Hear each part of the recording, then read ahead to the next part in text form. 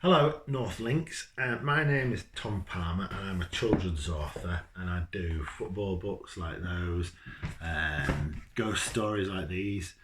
So they're the sort of books that I do, and I've been asked to read you a bit out of From the Ashes, which is my newest Roy of the Rovers book. And Roy of the Rovers is a character, actually. That's Roy of the Rovers, and that's his sister Rocky. And they're two characters in my Roy of the Rovers books. And they're two good footballers who are sort of going through the youth setup, and they've got great careers ahead of them if they make the right choices. So anyway, but they work for a football club which is a bit screwed up called Melchester Rovers, and this football club is in trouble, and the owner of the football club is corrupt, and basically the thing that happens to do with ashes, which means something's burnt down, is related to him. Anyway, I'll just read you it rather than waffling on. A hard, bright moon illuminated the scene. Two figures moved stealthily, concealed by the black shadow of a long wooden fence not far from an aging football stadium. It was quiet and late. The sole witness to the two intruders was a lone vixen crouching on a nearby canal bank, unused to humans disturbing her midnight world. Both of the figures looked young, like young men, athletic physiques, their heads and faces obscured.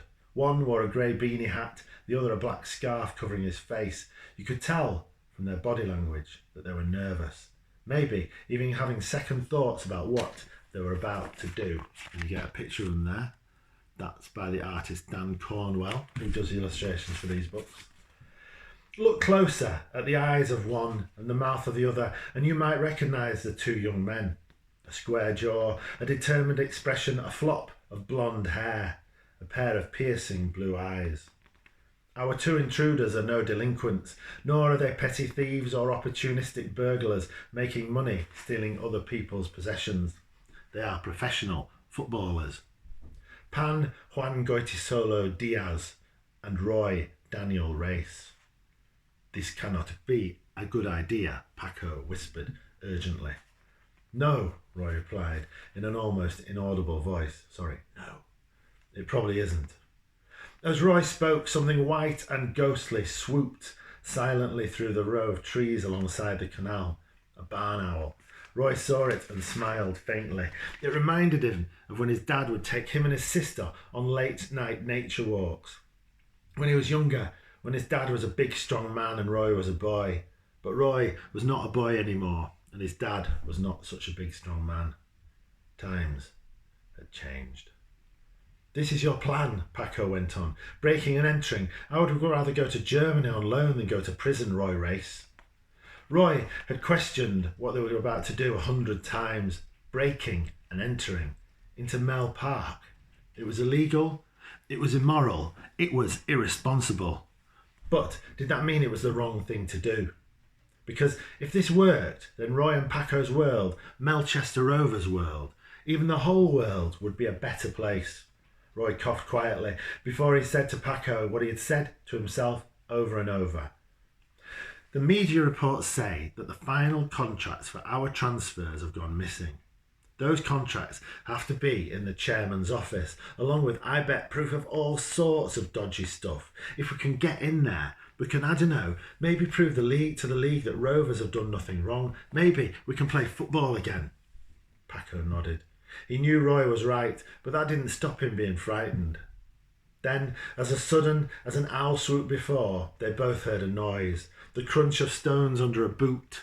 Roy and Paco stood rigid, peering into the shadows. Had they given themselves away with their careless whispering? Were they no longer alone? A flick of gravel against the wooden fence followed. Roy took a quick intake of breath. There was someone there, coming at them from the dark. Then a voice called out, "Idiots!" And that's the end of the first chapter of Roy of the Rovers, From the Ashes. I hope you enjoyed it. You can get these books from your libraries locally and from bookshops too. In fact, you can get the you can get the first one of these, which is called Scouted.